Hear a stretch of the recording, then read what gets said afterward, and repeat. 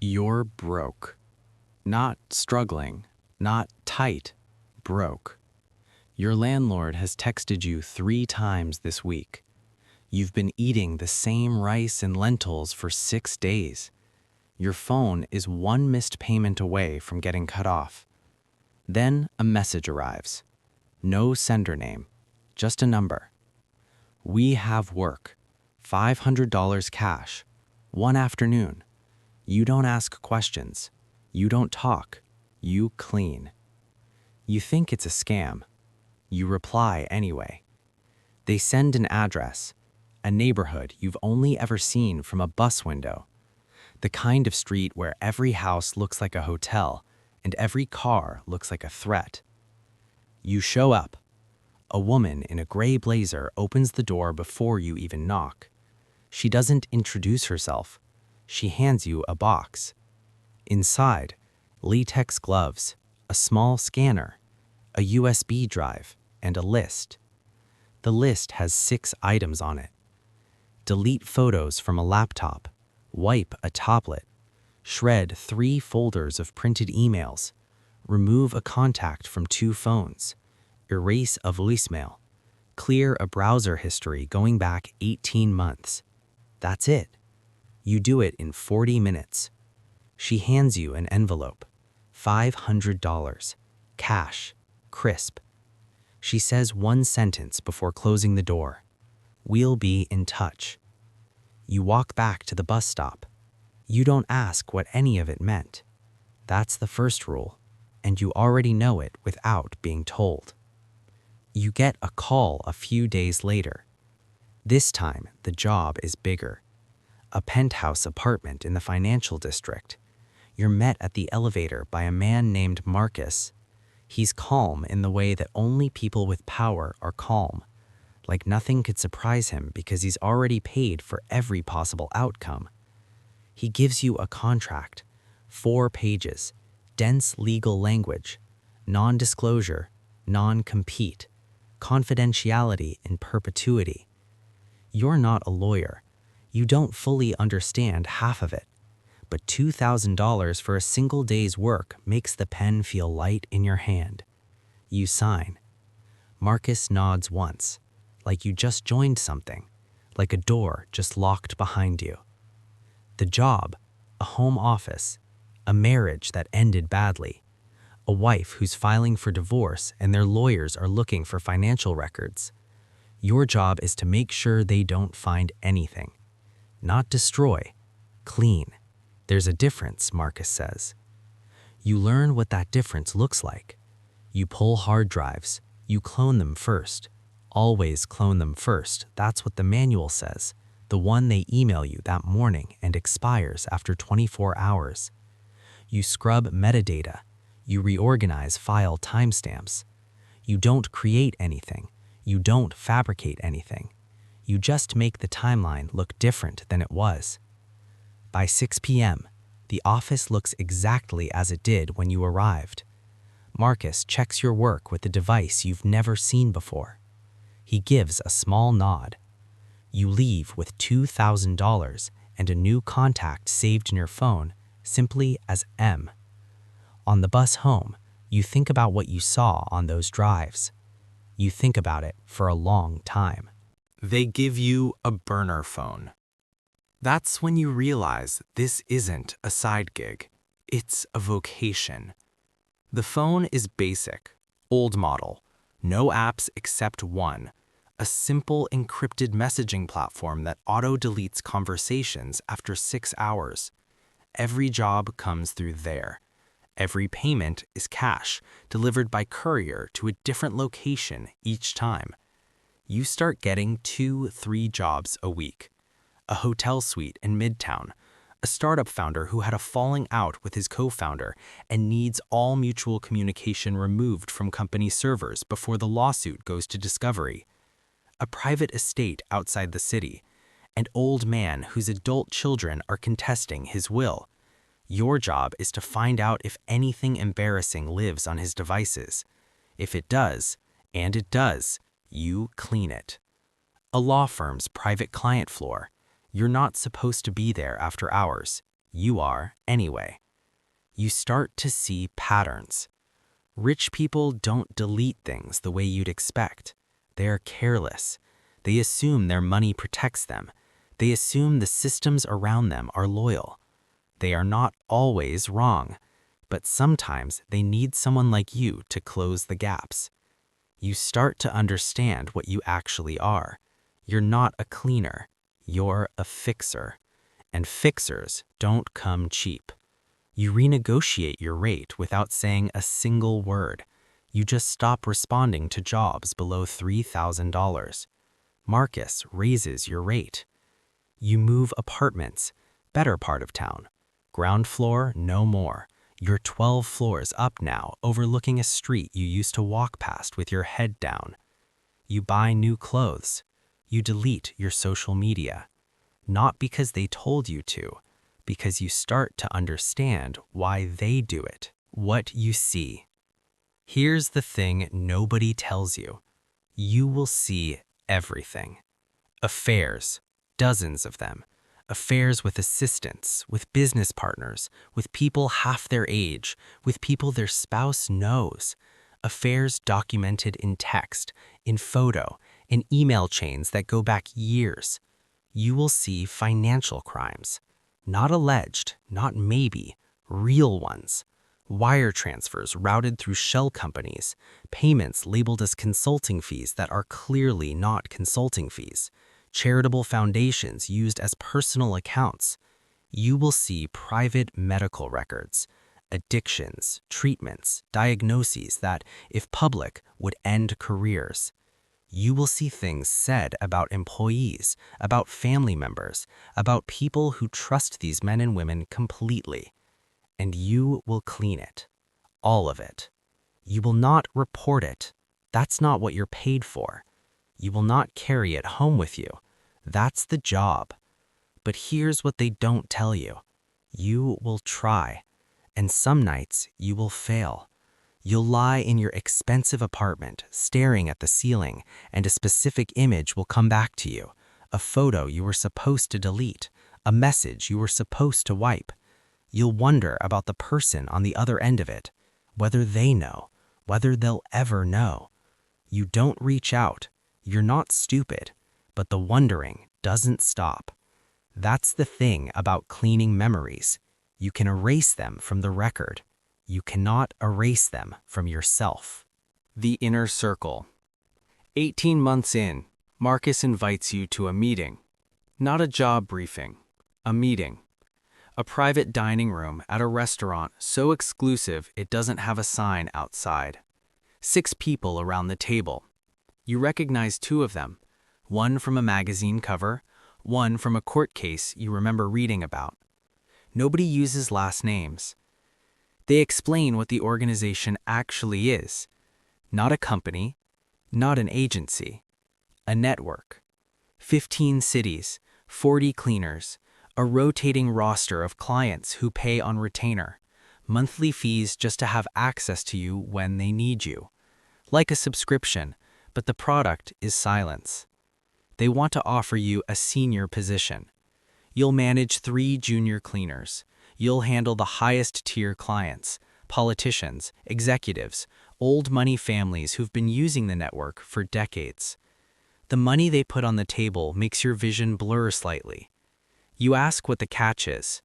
The woman across from you, silver hair, no jewelry, the kind of stillness that makes you nervous, smiles. The catch, she says, is that you're in, fully. No edge cases, no selective participation. When we call, you come. You think about your old apartment. You think about the rice and lentils. You say yes. You shake hands. You don't sleep that night. Not from fear, from something else. The dawning awareness that you have now made yourself into something very useful to very powerful people, and useful things don't get to make their own decisions. The first red job. 3 weeks into your senior role, the red job comes. They're called red jobs internally. You learn this from one of the junior cleaners, a quiet woman named Priya who's been in the network longer than you. Red means the client isn't the only one involved, she says. Red means someone else is at risk. The job, a private estate, a senator, not a city councilman, an actual U.S. senator. His personal phone and 2 backup devices need to be wiped of all content related to a specific transaction. A real estate deal in a state he doesn't live in, a company that technically doesn't exist. You know what this is. You've seen it before. This is evidence of something that could put someone in prison. Marcus is with you this time. He doesn't say much, he just watches you work. You work. Your hands don't shake. You're surprised by that.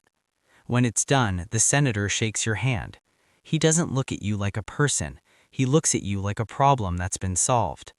You drive home in the car they provide. You look out the window at the city and you think, somewhere out there, there's a prosecutor who will never find what they're looking for. You think about what side of the law you're on. You realize the question itself is naive. There is no line for people at this level.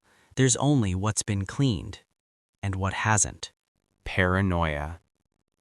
You change your routine every week. Different routes to jobs, different phones. You cycle through 3 now. You've swept your apartment for listening devices twice. The second time, you've found something. You didn't tell anyone. You moved. The money is extraordinary. You have more than you could spend without attracting attention, which means you can't spend it. It sits in accounts structured by the network's financial people. You get a modest monthly allowance. The rest builds quietly. You stop making friends. Not because they tell you to, because you can't have a conversation without editing yourself, without running a filter over every sentence before it leaves your mouth. After a while, it's easier to just not talk. You eat alone. Good restaurants, quiet tables near the back. You read a lot. You notice you've stopped reading fiction. You can't suspend disbelief anymore. You know too much about how real things actually work. Stories feel thin. You think about the junior cleaners under you. Priya, a man named Cole who used to work in cybersecurity, a 22-year-old whose name you only know as T. You wonder if they'll end up here, in this specific quiet, this specific wait. Probably. You think about warning them. You don't, because someone should have warned you, and they didn't, and you still came. The file with your name on it. You find it by accident. A high-tier client. Old family money. Their private server has a section you're not supposed to access. It's outside the scope of the job, but a misrouted file path leads you somewhere you shouldn't be. A directory. It's full of folders. Each folder has a name on it. You see Marcus's name. You see Priya's name.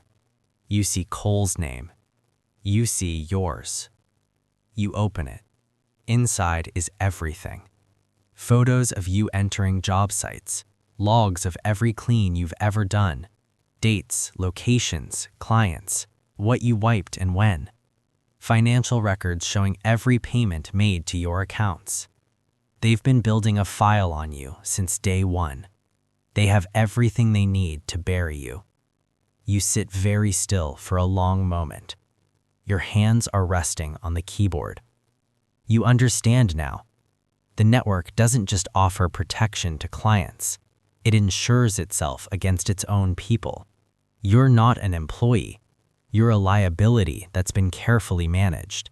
If you ever talk to a journalist, to a lawyer, to anyone, this file goes to law enforcement, packaged, clean, edited to show you not as a cleaner, but as an architect, the mastermind, not the tool. You close the directory. You finish the job. You drive home. The choice. You have 3 options. You've been running through them for 2 weeks and they don't change. Option 1. Stay. Keep working. Keep your mouth shut. Let the money accumulate in accounts you can never fully touch. Live in the quiet and the wait forever. Option 2. Run. New identity. New city, new life.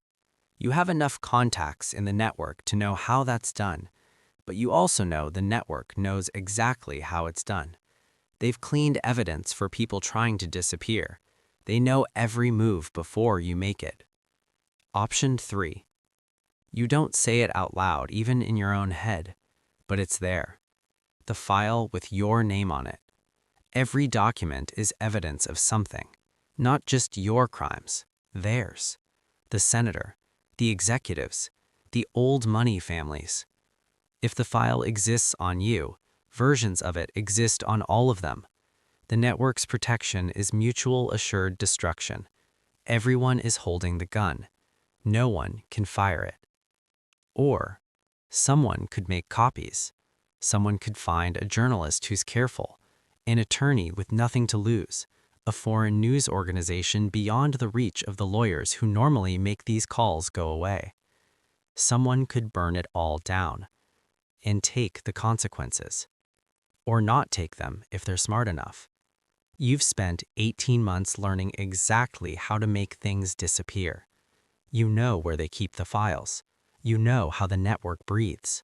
And for the first time since you signed that NDA in the penthouse, you have leverage, the last clean. They send you one final job. You know it's a test. You can feel it. The address is a brownstone in a quiet neighborhood. The client is a name you don't recognize, which is unusual. The job seems routine. Wipe devices, clear records, standard protocol. But Priya texts you from her burner before you go in. One word. Don't. Then her number goes dead. You stand outside the brownstone. The city moves around you like it always does. Indifferent, loud, continuous. You look at the door. You think about the envelope from level 1, $500, the feeling of it in your hand on the bus ride home. You think about everything you've seen since then, every marriage you helped save on paper while destroying in reality, every crime you helped someone walk away from, every person on the other side of those files who never got to know the truth. You think about Priya's text. You make a decision. You walk away. Not running, walking, calmly, like someone who has somewhere to be. You take the long route. You drop the burner phone in a river. You go to a cafe you've never been to before. You open a laptop you bought cash 2 months ago that no one knows about. You start typing. Not a confession, not a story. Evidence. Formatted, time-stamped, cross-referenced. Everything you've seen, everything you've cleaned, everyone who paid to make it disappear. You have one contact, a number given to you years ago by someone you once helped, someone who told you, if you ever need to be on the right side of something, use this. You send the file, then you close the laptop. You order a coffee. You wait. The city hums outside the window. Somewhere, a phone is ringing. Somewhere, a very powerful person is about to realize that the thing they paid to erase is no longer gone. The cleaners are still out there, in every city, on retainer, waiting. The only question is, who's cleaning up after them?